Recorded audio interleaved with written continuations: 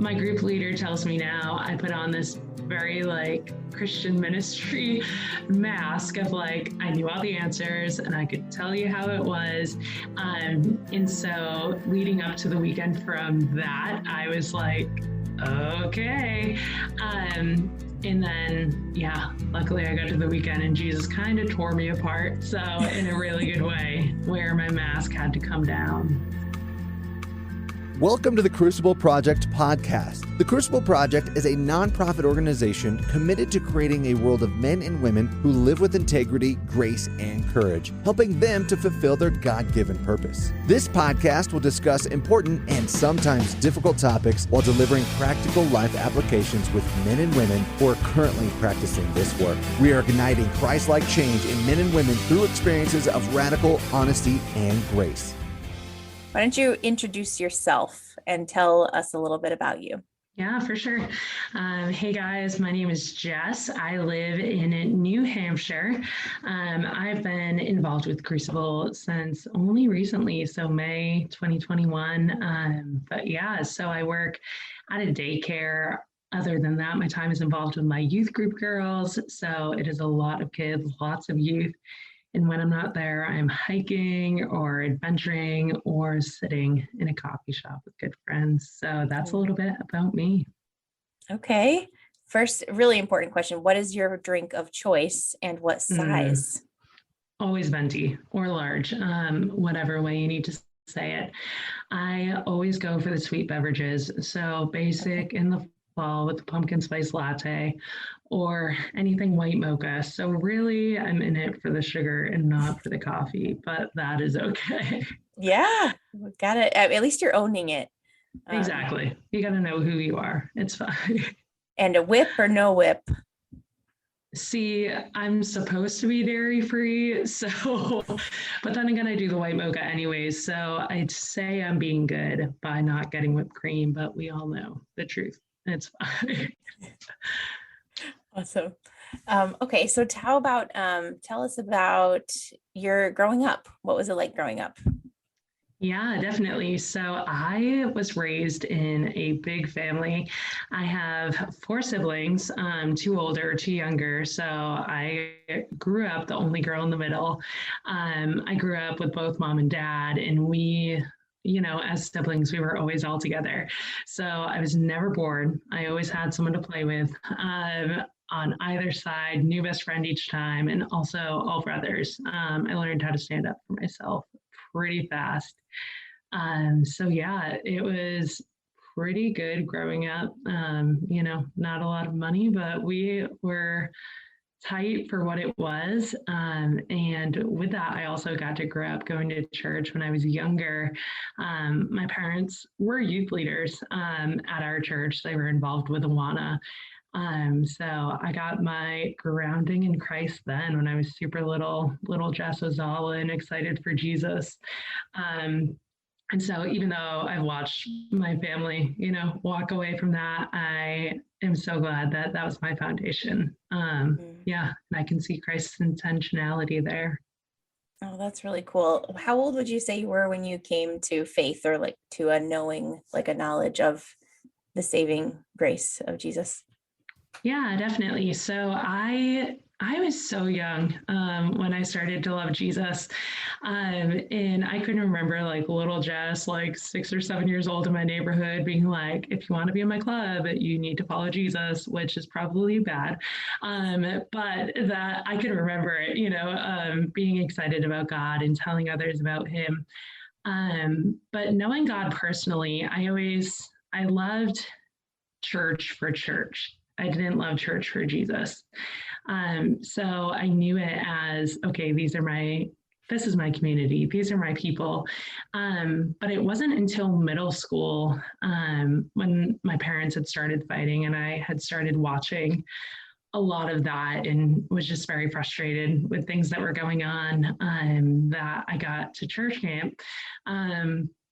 And all of a sudden I was experiencing just this radical grace and peace from Christ that I was like, okay, what is this? And I felt this freedom in the midst of hard things, and had experienced God's love in that way. And I also just watched that love through my youth leaders at that time, where I was able to go, okay, no, there's something different about this God, because I'm seeing this in these people and I want that. Like, I want whatever that is. And so, yeah, middle school, I'd say, is definitely when I started becoming aware of who God is and who he is in my life, for sure. That's really cool. It sounds like you had it modeled well, like what like a real relationship with God looked like, and you said in your youth leaders. Definitely. And that's really awesome that you have those people to For look sure. to. What about tell me more about your parents? You said that they started fighting when you were in middle school, or that things were getting kind of bad. What was that like? Yeah, so I had seen there was just some cheating going around. And I remember this very real disappointment of, okay, well, y'all are supposed to be my rock, and this is supposed to be all this supposed to be. So, okay, like, this is what's going on. And so with that, at a very, young age, 6th grade, 7th grade, I'm watching this, and all of a sudden I'm like, oh, like, these people who are supposed to be my rock, I'm not experiencing this. And so I experienced just that extreme disappointment with my parents at that point. And then through that, I saw this new side of my dad come out, where it was this inappropriate level of sharing of like, hey, did you know this happened and that happened? And so walking through a lot of those pieces of, am I supposed to answer this? Or, you know what I mean? Like, hearing these pieces and being like, okay, well, I just want to go hang with my friends in the neighborhood. So why is this happening? And so I started to see, middle school was really where I started to see this like anger and immaturity with my dad. And so I definitely experienced that pretty heavily, starting middle school through high school, of just this run of verbal and emotional abuse from my dad, and having to walk through, hold on, is this what a father is supposed to look like? Hearing words that, you wouldn't want to tell anyone. And so, but then receiving that as, okay, well, if it's my dad, it's probably true. And, so a lot of those issues of, okay, well, this is my dad, this is a picture of who he's supposed to be, and then watching others' relationships with their own parents and going, hold on, something's not lining up here. So yeah, that was a lot of the frustration there, for sure. So what did you do with that as a middle school girl? You're realizing like there's something off about this. What did you do? Yeah, I took it and I stuffed it. And it's so funny, because I remember that first year of God's grace is so good, because the first year that I had to watch it and process it was the first year that I went to snow camp with my youth group. And so I was able to cry it out then, but then my operating system of dealing with things at that age was, okay, I'm going to let it boil up for like 6 months, and then it's all going to come and snap out at some point. And then I'm going to do that again. And then when it comes again, I'll take that, whatever, as it comes. And so I had no kind of healthy emotional processing. And so, and I was also told, like, anytime that I would need to process it, like, okay, just take it in one ear and out the other. It's just who he is. It's just who he is. So it was like the verbal processing there was shut down. Or when I would go to my dad to process it, it was, you're being emotional, you're being a bitch, you're doing this, and so all of those pieces for me just got shut down. And so I took it super internally. So your dad actually said that to you? Like, your dad said those messages to you when you brought stuff to him? Oh, definitely. Yeah, it was, and it was so hard, because one of my biggest breakdowns, it was, oh, you're being just like your oldest sibling, like, cut it out, you're ridiculous too. And my oldest sibling has Asperger's, and to watch that was like, watch that and then hear that was okay, like this is what happens, or oh, you're just being a bitch. Well, okay. And so when you hear that message with your emotions, you stuff that, and so for me it was a lot of stuffing and a lot of, okay, well, my voice doesn't matter, so crying when no one's watching, and having to put on that exterior happiness. Yeah. Yeah, so it was a lot of faking it till I made it. Yeah, in those days for sure. Yeah. Yeah, that makes sense. I mean, that's what you do what you got to do, right? To get Right, by, especially when you're young. right. And like you said, the process, we all have an operating system, right? That works. We Mm-hmm. find our way with, and it works until it doesn't work anymore, right? Until it's obsolete. So Exactly. it sounds like Yeah. you had a good way of handling it. And it's awesome to hear that you had the timing of going to youth group and going to camp and having those Right. other outlets and places that you could hear truth and get away. Definitely. Yeah. So that's awesome. Who taught you what it means to be a woman? Yeah, I got to experience that on such a sweet level with so many of my youth leaders. Specifically, one who I got to walk with, her name was Jess as well. And I walked with her all the way from junior high up until high school. And I just got to watch her loyalty to us youth group girls. And, she worked an average job, but then her whole investment was in being with us youth girls. Um, and so to see that kind of consistency, especially in such lack of consistency, was such a sweet gift. And she also just had this life where, like, she was very real, but in the real, she always pointed to Christ. And for me, that was phenomenal. And then I got to watch the same thing in all of my high school youth leaders. They just rallied around me always. And yeah, I just got to see them again, like living in very real ways. Like they live their lives with us, but then they always had this way of pointing to Christ in those things. So yeah, they were all stellar, and a huge part of my foundation for walking with Christ. Tell me about what God has used as what we sometimes call like train wreck moments, some of those pivotal moments in your young adulthood or adulthood that have been life-changing. Yeah, for sure. So it has been a pretty wild journey of, yeah, train wreck after train wreck. And so I graduated high school 2013. And it is wild because that whole summer, things kind of just exploded from there. My parents were officially like on the verge of getting a divorce, and then that end of my senior year of high school, my best friend had gotten hit by a drunk driver, and ended up passing in a car accident. And so I was watching the reality of like who God was to me crash in all these really hard ways, where it was like, okay, well, God, if you're good, then why would my best friend have passed away? Or God, if you're good, then why would I have this relationship with my dad? Where, I mean, at that point, he had essentially told me he was done with me.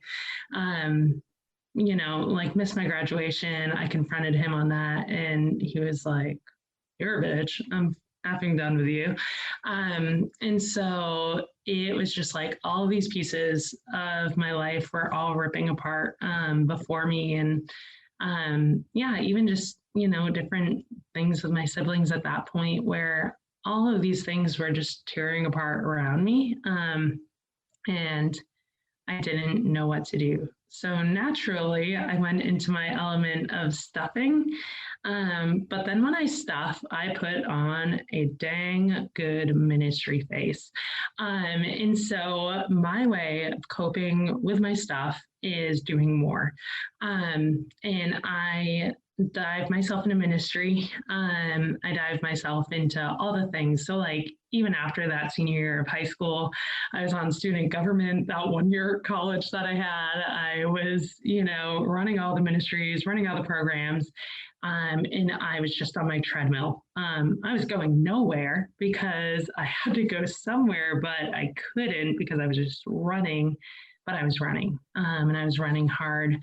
And so I had sought attention in ministry, and I had sought attention in, okay, well, if I can't receive love from my dad, then I'm going to get it from being the best at ministry. And if I can't have my best friend, then I'm going to go after all these different pieces to find fulfillment in all of those ways.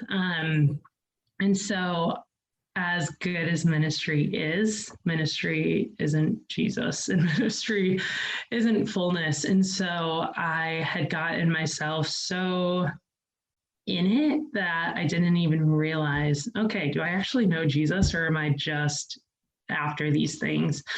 And so all of these train wreck moments led me to putting myself in a train wreck of, okay, well, if I'm hurting, then the way I'm going to get out of hurting is making sure that everyone in the room notices me and loves me and all these pieces. And so a huge part of, and this is my probably biggest train wreck moment, is I was in this mentor-mentee relationship with a Christian leader that I valued through and through and through and through. And that was part of the piece of, okay, well, if I can't find this fulfillment from my parents, then I can find this from this person. And if I can't see this from whatever, then I can, show up there all the more. And wanting to be this person's favorite person, I allowed myself to get hurt pretty deeply. Now, that a lot of that is on them. The hurt that went down between lots of different things. But in that, I didn't shut it down because I wanted to be valued. And so, and especially like even in the name of Christian ministry, and even in the name of trying to, further. Yeah. Like you said, you'd been stuffing stuff down from the past, right? But there was also this desire for attention and to be noticed. Tell me more about what that was like for you when you were receiving that attention. I was sitting in the middle of knowing that all of what was going on was wrong, knowing that this relationship was wrong. But at the same time, I had this piece of me where I was finally, in a weird, not good way, receiving the messages that I wanted to hear of, hey, you're important, hey, you matter. And even though it was like brief little snippets and then it would be pulled back, it was, oh, okay, no, that's there. And so it was this internal tug of, hold on, like this is probably really screwed up, but then, oh wait, no, I'm seen and I'm valued. And so having that core piece of me that is so hungry for that voice, and especially like speak of, love languages, my love language is words of affirmation. So when I hear that I'm someone's favorite person, or when I hear that I matter to a person, I'm going to eat that up. And unfortunately, I'd go for getting that in any way that I could, even if that meant hurting myself. So that was a lot of the pull and the tug there, definitely. What did you do after that? Yeah, so shocker, I stuffed. And so this was... There it is again. There it is. And that was a ministry I was a part of. So I ended up fully removing myself from that ministry, keeping a distance, but then keeping this relationship there. And even though I was at a distance, I was too fearful of removing that voice for different reasons. But I stuffed it.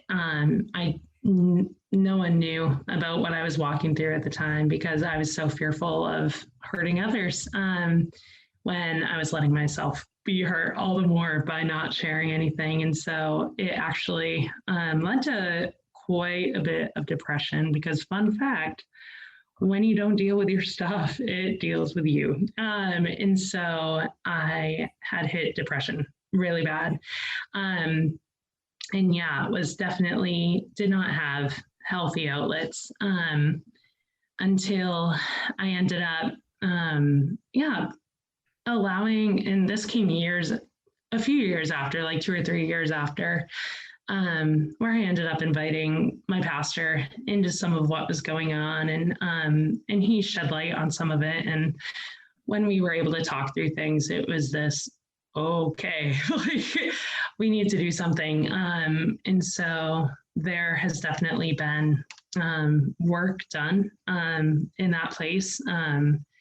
And a lot of just having to get honest and vulnerable, which has been the most healing part of it, of bringing darkness to light, and bringing voices into the voices that are so untrue and the voices that don't need to sit there. So it's been a long journey. 2019, I brought a lot of what was happening to light. And so it's been a journey of a lot of untangling of voices that I held so true that were not, and inviting light into a lot of dark places. So, wow. Yeah. What was it like for you to go to your pastor with this? Was it hard? It wasn't. There's a lot of trust there in my relationship with my pastor. He's fantastic. He's like a spiritual dad to me. But so much of my core, and this is even my core issue of why I didn't address anything for so long, is I have this deep, deep fear, even after someone has hurt me, that I cannot hurt them. And this voice that says, all right, well, if you bring this up here, then you're not going to be loved anywhere else. And so don't step into that. And it's so funny because a lot of my conversation with my pastor was, I was actually talking about things with my dad when I went to bring this up to him. And it was like this circle around a circle of what was actually going on. And as I was talking to him, I was saying, hey, so like I trust God. I just don't trust people. I just can't trust anyone. And just this voice of don't trust, don't trust, don't trust. But then this message of, okay, well, if you trust people, then it's going to get pulled back and you're not going to be loved. And so that trust is going to be broken, or you're not actually going to be wanted in that. You're not going to be loved in that. And so I addressed that with my dad. And then my pastor brought up this person. And I was like, okay. And so to watch, the process in that. And even when I talked with my pastor, I didn't say everything because I was still so scared of what could happen, what could be the outcome. I'm constantly on guard for other people's stuff. And it's like Jesus was like, no more. So that was hard, but wow. Yeah. Do you where does that come from, that like fear of hurting other people? Do you know what that stems from for you? Definitely. I think after just being the recipient of a lot of hurt and then having it be shut down, I think I had this voice that said, all right, like it's not worth it. And then I think even more than that, all the times that I was hurt and that I would try to voice that and had it be shut down, and either from my dad and like, stop it, you're being too much, or this other person where it ended up getting used. It was this, okay, well, what's actually going to happen there? And so me being a people pleaser, I go on guard for others in that of, okay, no, it's not worth it, don't do it. So lots of mixed messages there for sure. Sure. What led you to the Crucible Project? Yeah, so it was my pastor actually, and he was telling me about it. He had gone on one of the weekend retreats and said he had an amazing time. And I was like, okay, so why should I go? And he's like, well, I can't really tell you that. And so for those familiar with the Enneagram, I'm a 7, the enthusiast, and I'm all in whenever anything exciting comes up. And not knowing what I was getting myself into seemed exciting until he was like, okay, I think this will be really good work for you. And I was like, hold on. But I trust his voice, and I trust, his experience in what he said it would be for me. So yeah, that's where I got to step in. Okay. So you signed up to go on one of the women's weekends. And what were you hoping to get for yourself by going? Or like, did you have something in mind that you wanted to work on? I was just going in, mostly doing it in the people pleaser way, honestly, of like, when I heard about it, I was like, oh, cool, I'll do this and I'll be in my pastor's cool club. So, Nice. people pleaser, Jess, it's fine. Yeah. But I had this like, okay, well, if my pastor did this and, not a lot of other people at church had done this, but I wanted to be on the end. So it was a Yeah. lot more of that side of things for me. And then, so I had signed up for the weekend. My initial weekend got canceled with COVID. Mm. And so with that, then I had the option to sign up for this exploration group, where we essentially do a lot of the like intro to soul work, a lot of the, okay, this is what you might experience on a weekend. In that whole process through, I tell my group leader now, I hated exploration group, in such a like selfish wall kind of way. And I realized that that was a lot of my like trust piece of, okay, well, I'm in this group with all of you guys, and I don't know any of you. All these people in my group are from Connecticut, and I'm from New Hampshire, and we're about to go 6 feet deep. And I'm like, what do you guys want? And so my group leader tells me now I put on this very like Christian ministry mask of like, I knew all the answers and I could tell you how it was. And so leading up to the weekend from that, I was like, okay.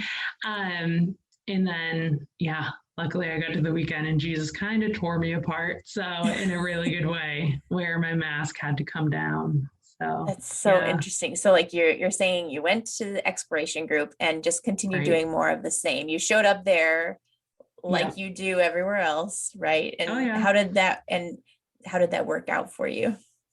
Oh, it sucked. And so And I yeah, what but way? to How did it suck? Or like what about it was challenging for you?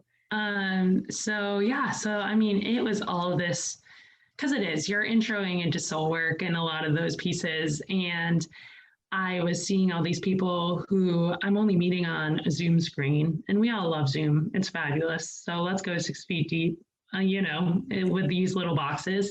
Um, Okay. and and I realize now so much of it was me, and so much of, and I tell my group leader that now when she's like, I'm sorry you didn't like exploration group. And I'm like, that was on me. Like, Yeah. I have this perception of, okay, well, I can just go and I can put on my show and I can do my thing.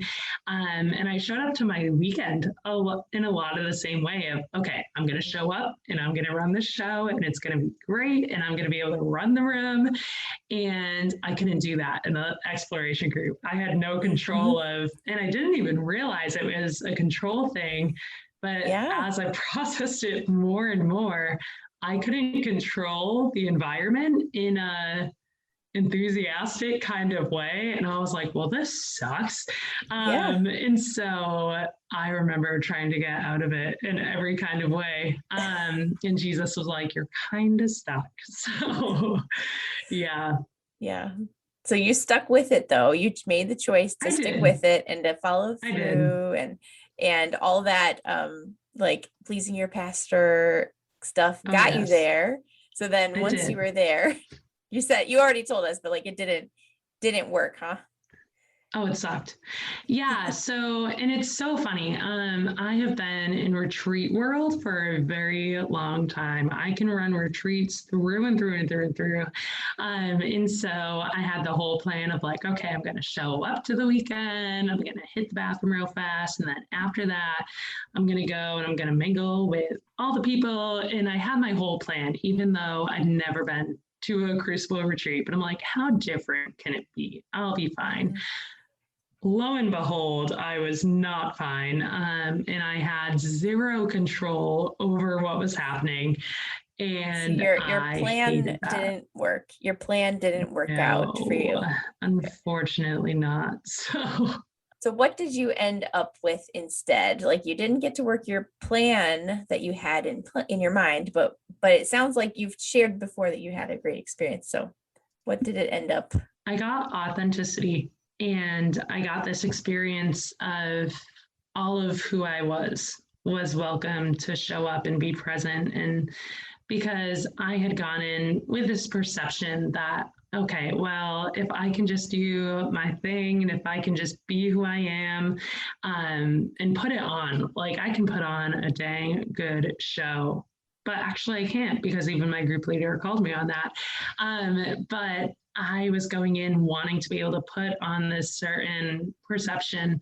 And what I got was the freedom that I didn't have to do that, that my mess was welcome, and that my anger and my sadness was welcome, and that I didn't have to be only the bubbly, joyful Jess. I got to be the broken, struggling Jess too. And so there was a lot of freedom in that release. Yeah, in those places, definitely. So, yeah. What's it been like since the weekend? Hard. It's been really hard. But really good all at the same time. I found so much freedom. Like I said, like there's that freedom of, okay, I get to be my full self and I get to show all the pieces that I'd normally try to hide. And God's timing over everything is wild. Like my weekend, not even a week later, my papa passes away, and I'm faced with, okay, so you now have this choice again of you can either stuff it or you can be honest and vulnerable and you can share what's going on. And so it was this very fast, practical application of, okay, what am I going to do with this? And so I had all these tools put right in front of me of, okay, no, I do have the power to go and reach out to someone, because even little things that I wasn't thinking through before of like, oh, when I don't like allow someone else the blessing of helping me with my need, I'm robbing them of their blessing. So little things like that are like, oh, wait, no, like if I'm not bringing my anger and sadness to God, then I'm missing out on the blessing of his comfort. And so there were all these pieces that I had tied to who I felt I needed to be, that God was like, okay, well, can't I just be this for you? And can't others just be this for you? And so just this huge weight lifted off my shoulders of, oh, wait, no, this is actually who God wants to be for me. And so, yeah, there has definitely been lots of hard things, but in that I've been able to flush through, okay, wait, no, this was my old operating system. And it was not working. And here's the new way that I can approach this. Yeah. Yeah. So when you said it was your grandpa that passed away, I'm so sorry for your loss. Thank you. You reached out for support then? Who did you reach out to? And was it the same people that you would have before, or what's been different? Yeah, no. So I had one of my friends who had actually staffed the retreat. She reached out to me asking how I was doing. And I was like, oh, not good, And so with that, she was like, okay, well, do you want me to bring you food? And old me would have been like, no, no, no, don't go out of your way. But it was like, oh, wait, no, this is cool. So she shows up with a pizza and, we're able to just sit and chat. And then even on my way driving home to Massachusetts for everything going on, I was able to call my pastor and be like, hey, would you pray? Like, just, pray with me. And when before I would have been like, oh gosh, am I interrupting his time? I don't know what's going on. And then even a friend on the way home. So, the same people in my life, but in this different light of, okay, they're not just doing this because they have to, but because they genuinely want to show up. So there is definitely a different message and a different voice there now, which is really cool. That's awesome. What would you tell someone who is considering going on a Crucible weekend? I would tell someone considering going on a Crucible weekend to just do it. And here's why. There's either the side like I was on of like, okay, I have no idea what's going on, so I'm just going to show up, or like, I have no idea what's going on, so heck no. But the gold that you receive from the weekend is so, so, so powerful. And there's even just so much freedom in that, surrender and the loss of control to realize, okay, wait, no, I actually have to come to grips with some of who I am and some of the pieces that I'm not willing to wrestle with.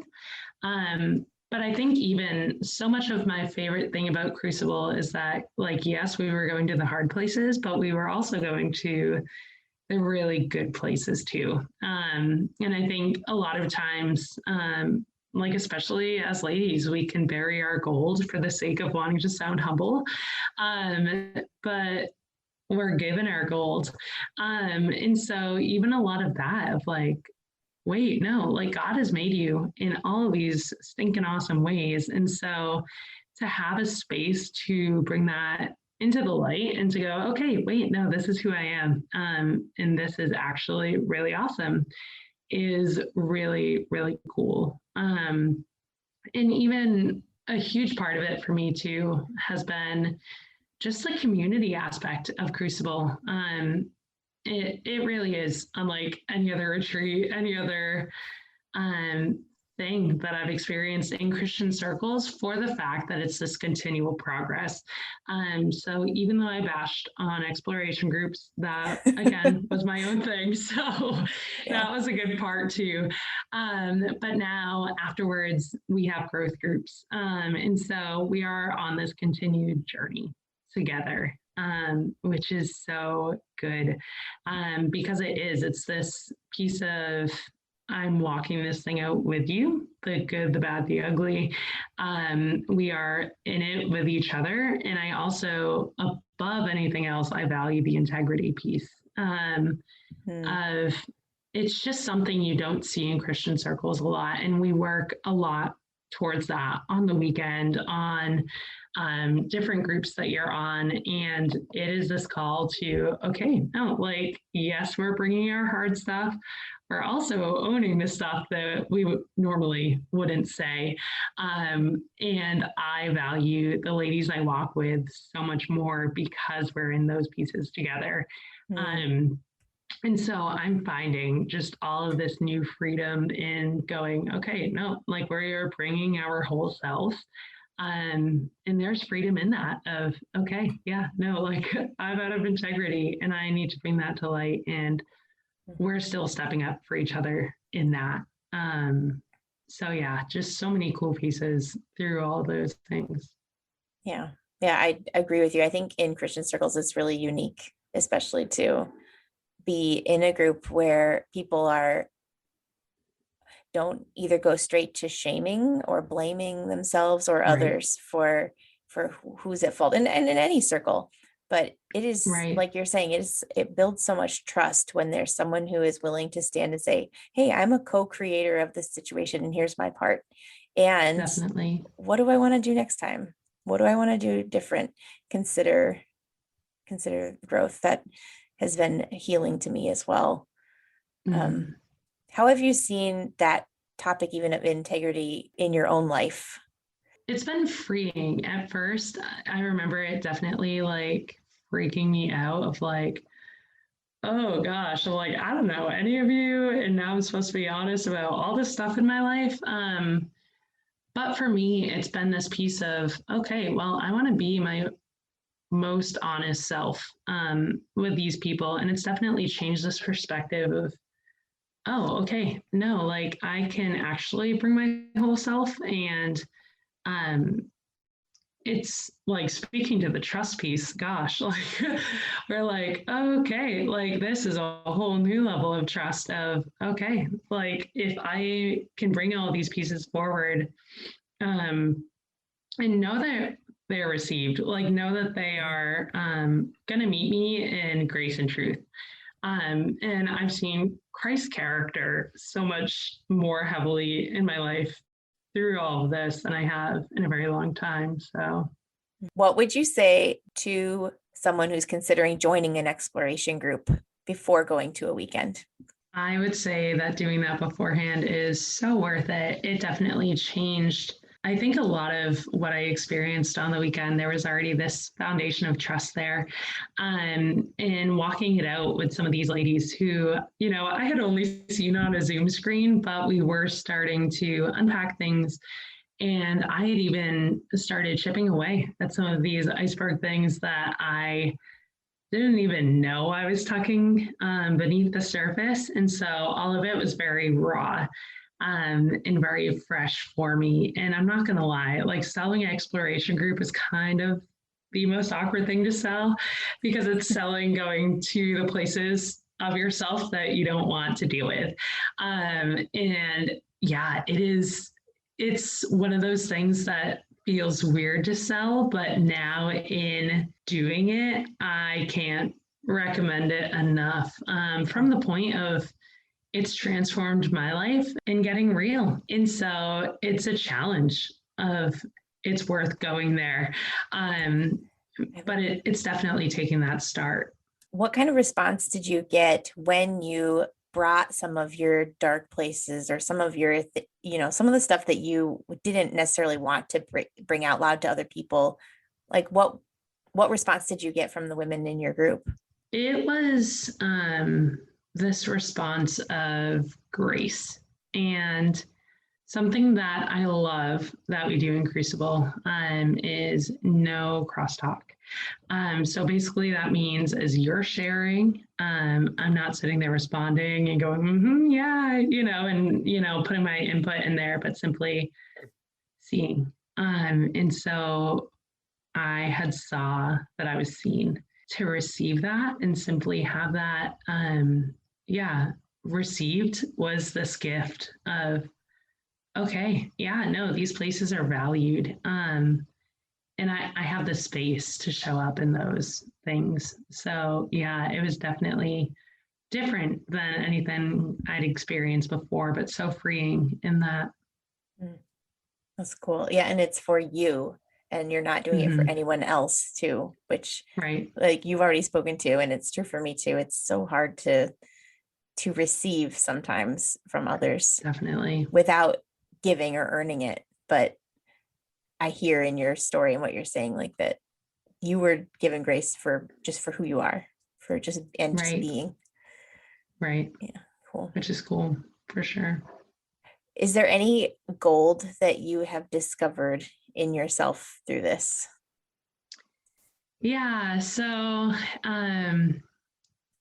I've always had this piece of joy being my gold. That's always been very real and raw.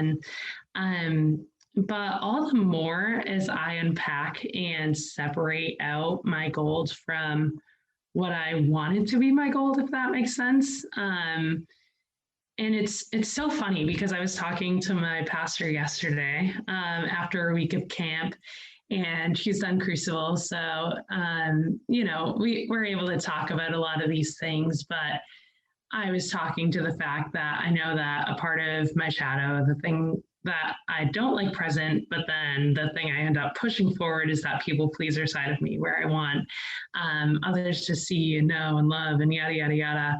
And so as I had a lot of that shadow piece in front of me, I was able to go, okay, wait, no, I don't need to be putting that on. And so as I was able to separate out, like, okay, no, like I don't need to put on anything in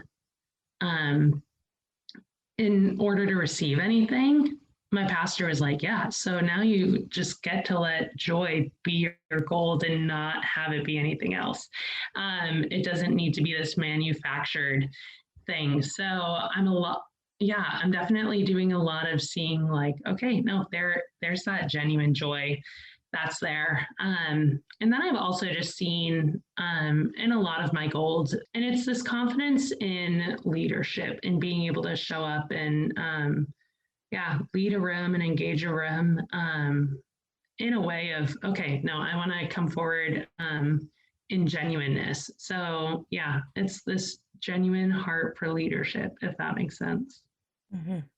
Yeah, I love that like it's something that you even shared earlier about like you used it as a way to gain attention and affection and praise, but that doesn't mean that it's not one of your gifts, like or one of your strengths also. It's just about, it sounds like as long as you're keeping that other motive out in front of you, like and keeping it aware of it, then it's not going to run the show, right? And you can still live in the fullness of your gift.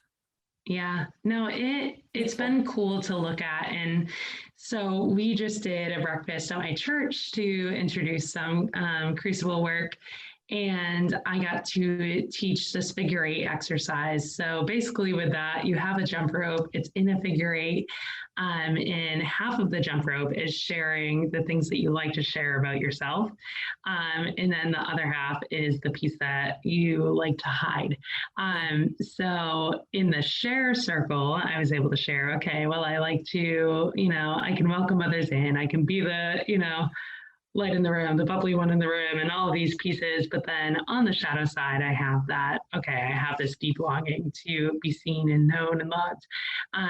But when you turn that all out, it's this full circle of who I am. So a lot of this work and a lot of finding my goals has been, okay, where's my heart in this? And what I love about Crucible is it's this continued look at my heart, and it's this continued look at where my heart is and what I'm doing. And because those motives can change so fast and so easily. And I think that's even a piece of after Crucible of this check of, okay, what am I going to creep back into?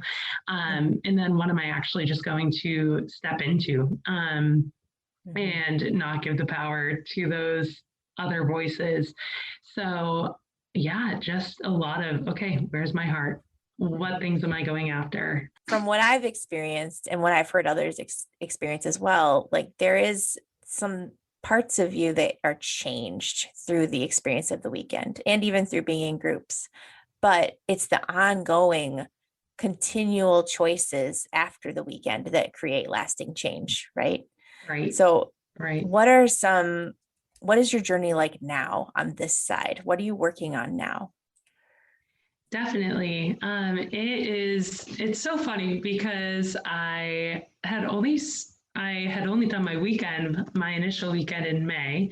And so I was thinking of the timeline on the way here where it feels like I've been in this for like a stinking long time, but then I'm like, oh, that's 2 months. And like, yes, there was exploration group and stuff beforehand, but what I love about the journey is it's so in depth that it feels like it's been forever. But a lot of my journey now is picking up the pieces that I wanted complete. Now, I know that I don't know, that can sound very like, okay, what does that even mean? So I had finished my weekend. I ended the weekend and I had all these pieces of, okay, like I wanted to feel like I arrived.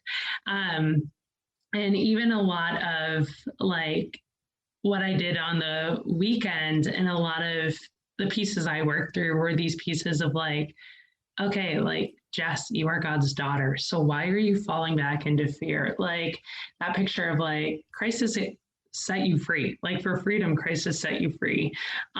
Or like, you shouldn't fall back into fear because you are a daughter of God and like you should receive that. And so a lot of my initial weekend was receiving those pieces of, okay, wait, Jess, this is who you are.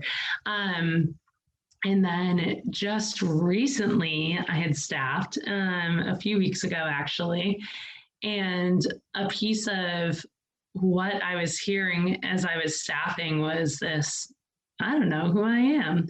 And so at first it was very frustrating. It was this piece of like, oh, well, I did my weekend, and almost this like arrogant perspective of like, okay, well, I should have arrived.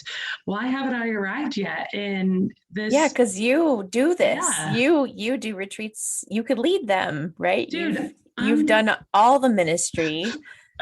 So of course you would expect, shit, and then I said it anyways.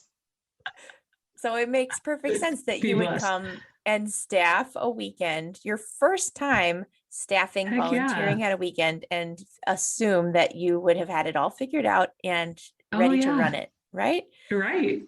I can put on a dang good ministry show. And then Jesus slaps me down from that pedestal time and time again. But just this like, okay, I haven't arrived yet. And the question I kept hearing from Jesus was, what are you arriving to?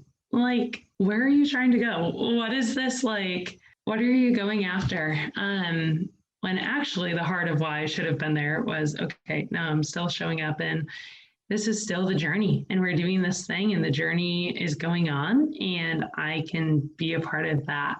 And so even in then walking with the other staff, I got to watch this like sweet brokenness in it of, okay, yep, you even have the staff who have staffed so many times and I got to watch their brokenness in these pieces. And for me, it was this very freeing, like, oh, wait, no, this is the journey. And so I'm getting to watch all these people who I looked up to and think we're awesome. And I'm like, okay, no, this is all very real and very raw.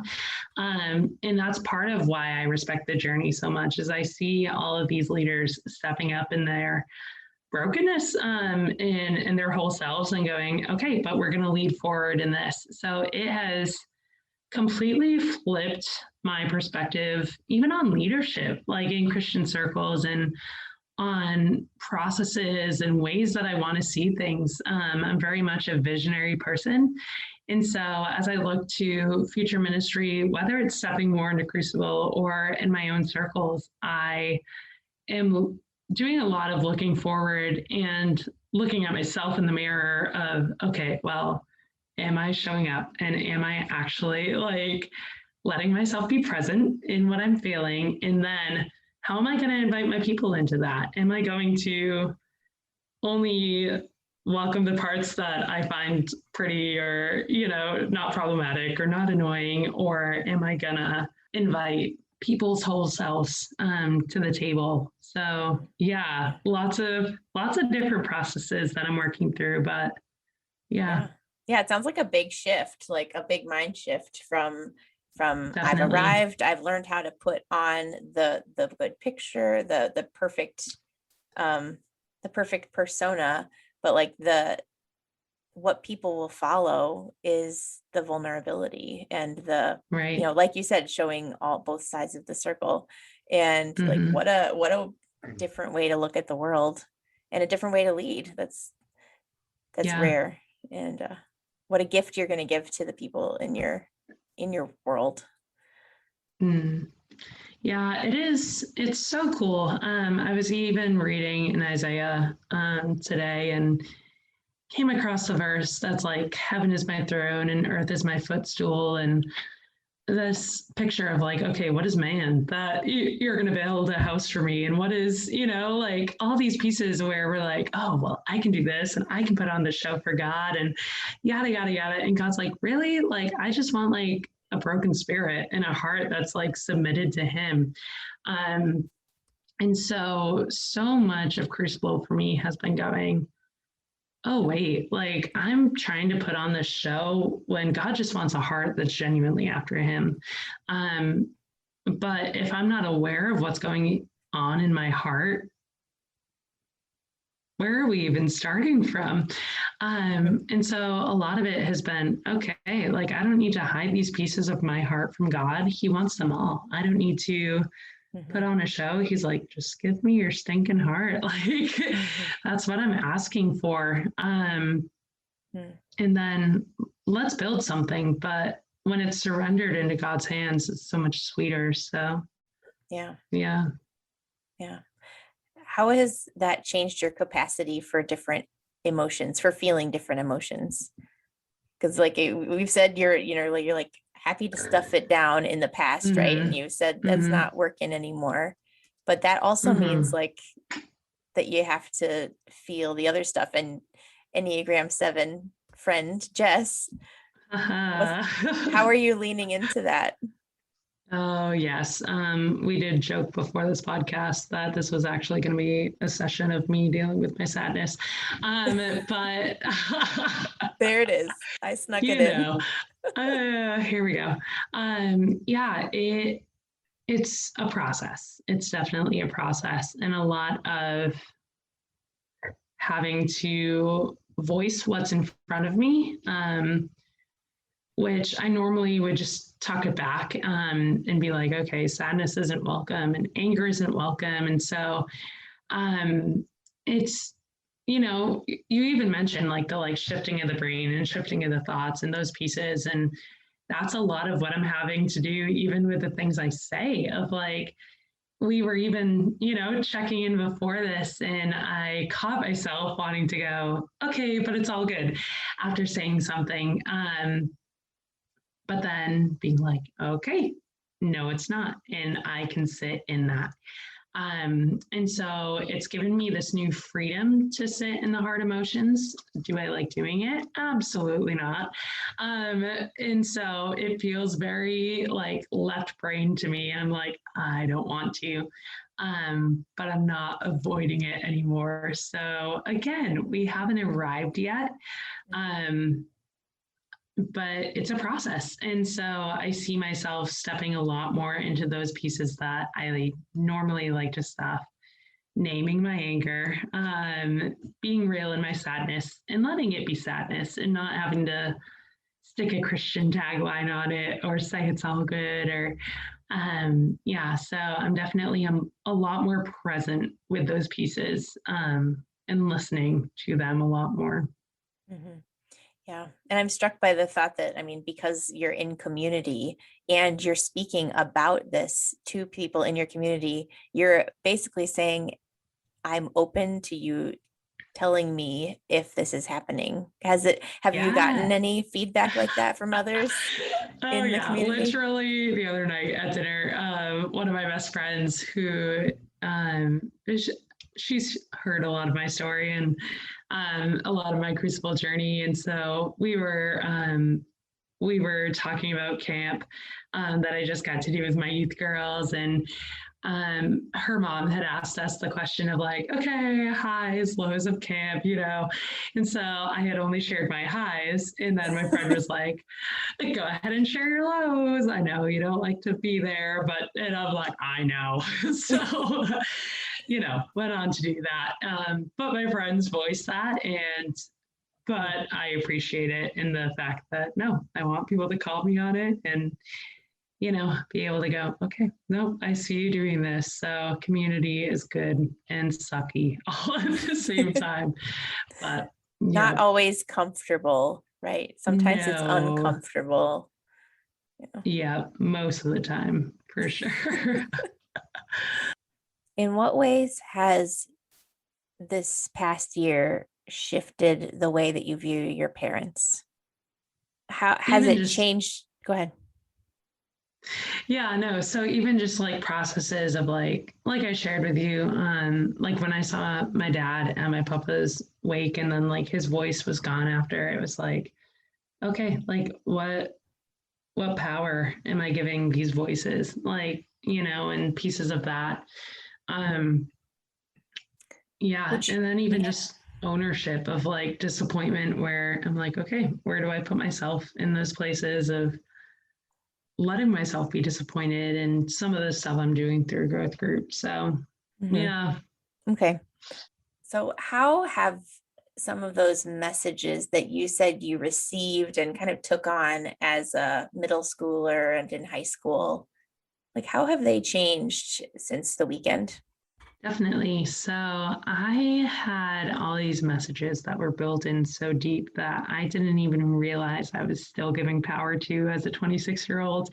I had all these pieces where I thought I had worked past things. I had separated myself from these relationships, removed myself physically, but was still giving these voices immense power in my head, taking on those messages as my own. And then I got to the weekend and we did a lot of work around those messages.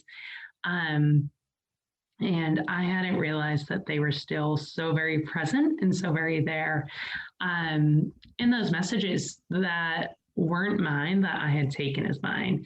And I think of the verse of like, for freedom, Christ has set me free. And then hearing on the weekend that those messages aren't mine and that I don't need to be owning them as mine, set this newfound freedom of, it wasn't even like just like the physical barrier that I had originally set, but it was this freedom of, hold on, like I have Christ's mind and I don't have to be putting on these things that aren't truth. And especially as God's daughter, like God wouldn't say those things about me. So why am I sitting there letting those messages be true? And so since the weekend, I have found so much freedom in those pieces where the messages that I would have put on in situations that weren't mine to carry, I'm not carrying. And of course, again, it's a process and it's a journey. And so I'm sure slivers will come up of that and have, but those prominent messages that had been so thick for me and so present, I found destroyed after the weekend, which is really cool. That's cool. And so it sounds like you said you had freedom. What is that freedom like to not have those messages have power anymore? Like, what does that make space for? Yeah, it makes space for newness. And a lot of what the messages had been doing for me were shutting me down from relationship and shutting me down from stepping into who God wants me to be. And so I find a lot of freedom in going, wait a second, like all of those voices, all of those messages, they aren't truth. And so it was like kicking down Satan in the fact that he's like, I want to kill and destroy my purpose for you. And so what that's been doing is going, oh, wait, no, I can actually be alive in my purpose because I don't have these words saying that I can't and I shouldn't and it's not worth it. Instead, now it's so worth it. And so, there's a lot of healing and power that's been put there instead. That's beautiful. Thanks for sharing about your story and about your past and about just the newness and the freedom that you have on this side. And I bless you on the journey, because as we know, it's a daily thing, and even it's not over till it's over. But right, I can tell you're walking in some new truth, and it looks good on you. So. Oh, thank you very much. For more information about our weekends, please go to thecrucibleproject.org. You can also follow us on Facebook, Instagram, and Twitter. Rate and review wherever you are listening, and subscribe on your preferred podcast platform. Also, don't forget to check out myjourney2.com for your free 2-week trial. That's myjourneyto.com. Thank you for listening.